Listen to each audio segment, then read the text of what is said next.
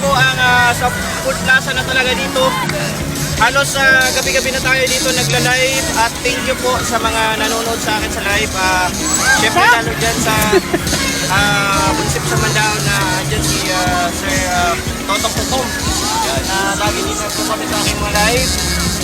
At siyempre, pasensya na lang po sa mga live videos ko minsan kasi minsan nakasalalay po sa data ang ating signal.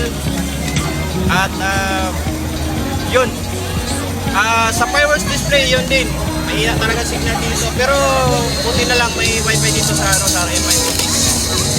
At syempre, may gusto man ako pasalamatan po sa head po sa RMI office ay kay Sir Judge sa ECMID.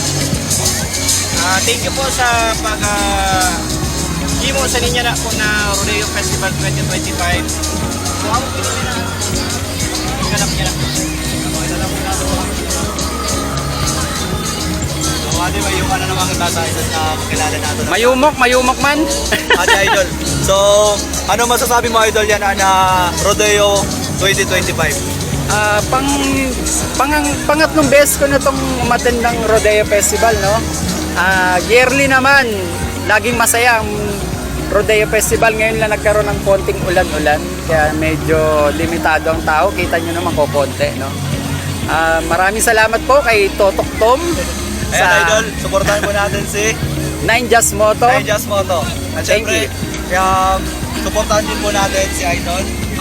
Idol Neil na maingay sa live pero hindi nagbo-voice over sa video. Yan, tandaan nyo si Neil Avan. Walang voice over, pero maingay sa live. Tinatamad lang. Huwag tinatamad ba talaga mag-voice over? Talamat lang talaga ko is mag-voice over. Promise. Kagabi daw lang akong itrabaho paaga lang. Kasi na pangabuhay.